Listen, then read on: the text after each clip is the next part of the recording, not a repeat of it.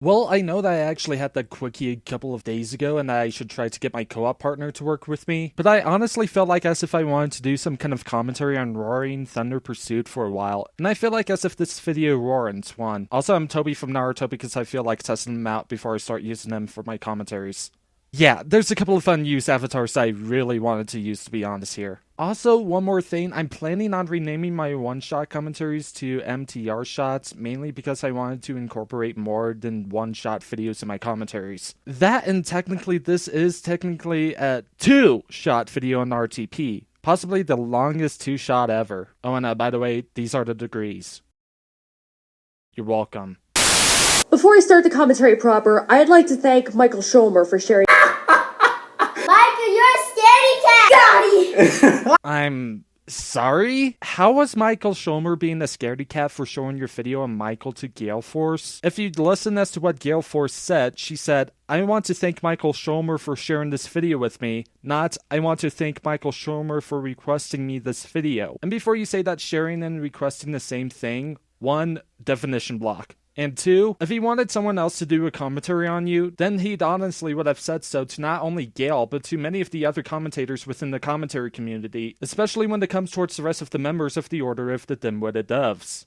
Oh yeah, I forgot to explain that Fox and Odd had merged into, well, odd. Subscribe for some future content on there. Anyways, I feel like the only reason why Michael didn't do a commentary on your commentary on this one shot is because he either didn't wanted his argument to go back and forth and wanted to give someone else a chance, and or he didn't want to do a commentary when someone else might have been doing a commentary on the same video. And before you accuse Michael for wanting / requesting / demanding me to do a video on you, he never even requested me to do one. This was actually my choice to even do this two-shot on you. Damn.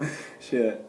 Thunder Pursuit, which I thought was a good commentary. A few days after I saw his one-shot, he showed me Thunder's response to him, which Thunder called a one-shot commentary, but as will be illustrated as I go on, it's more than one shot. But I'm having a flashback right now. I might watch Gale Force video later, because it's probably just what a one-shot is. I don't even give a fuck what a one-shot is anymore. Point is, my points were valid, so what it's called, my video was a one-shot. But according to their broken logic, it's not a one-shot, though it still is. But I don't. Alright, I'm gonna stop here and I'm going to read the overall thing that he said so that some people who are doing something from the background can understand the context. I don't want to waste your time, so let me just record now without any puns or jokes. What I've learned besides next to nothing was, Gil cried about my slang typo, which was typed that way purposely, images that weren't big enough for her blind self, saying new viewers won't understand what's going on while Michael explained what was going on. She says my video wasn't a one-shot when it is, previous video on Blaze explained more, so I won't repeat myself. Why is it texted? The text was too long / short type shit. I don't know, but she needs to get laid and fast. And now for me to refute some of your problems. The part about Gale Force being blind, let me bring this part in here. But excuse me, I thought screen capping evidence would have been enough to prove beyond a questionable doubt that my points are valid. Maybe it would help if we were actually able to read the screen caps. Trust me when I say that I couldn't actually read the screen caps either. Just because of the fact that you could read or understand them doesn't mean that the audience can understand or read the screen caps too. Especially since your text within the screen caps are too small, and the fact that the size of the screen caps are too small to the point where the pixels are too big to pinpoint the letters at all. Hold on a minute. Do you mean the actual commentary on Tyler? Well, let me go ahead and take a look at the... Nope, not at all. You didn't help your overall situation. Nope, I'm quitting, I'm gonna slowly die in the corner! Huh. Well, I'd be a son of a bitch. I can actually read it. Whoop! False alarm! Now you can die peacefully at the corner now! But...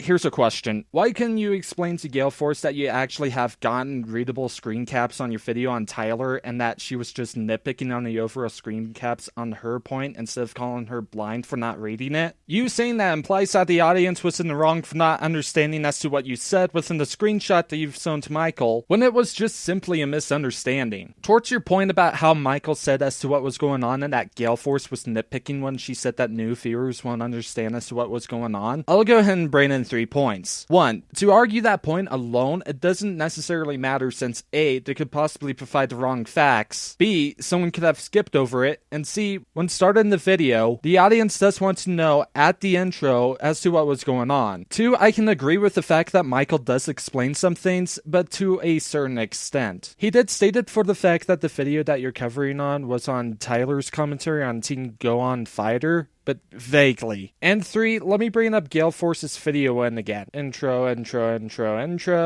26-second long intro that consists solely of a clip from DBZ Abridged with a "Don't mess with the savage" text overlay, and ending the intro with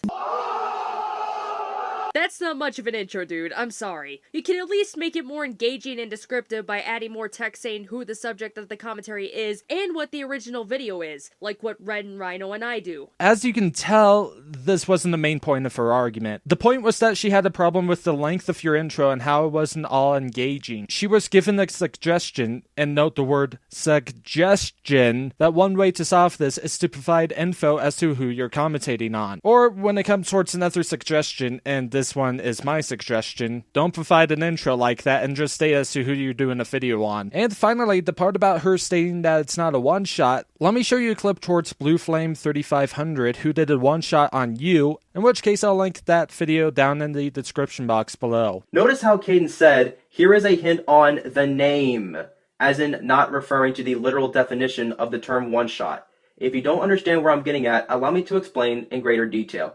When commentators put the words one-shot in the title of those specific types of commentaries, they use it as a phrase to indicate to the audience watching that the commentary is only going to present one interjection. I can back this up because there are similar phrases that I know off the top of my head, as well as phrases that commentators have used before that mean the exact same thing. Examples are one and done, let's shoot once, 1, 2, 3 shot, and so forth. In other words, you using the dictionary term of one shot not only doesn't debunk Caden's statement, but also shows you completely missed the point of what he was trying to say to you. Oh, and 2 more questions for the overall video, really. And for the first one, excuse me for being nitpicky here, but why do you feel like bringing the 2 children into the video? My overall main concern is that the video is only about 2 minutes, for about 30 seconds of which is the text screen here, and I know you only brought in, while using the camera mind you, 2 points that you either said it yourself as well as showing the people to watch the other video to get a full context of, or that you could have said it yourself. Though, if I have to bring in one pro towards them, they do seem nice. Unlike you, however, which brings me to the second question. Why is it that when you commentated on Michael when he left a comment, you resorted to death threats now? Bruh, that's low.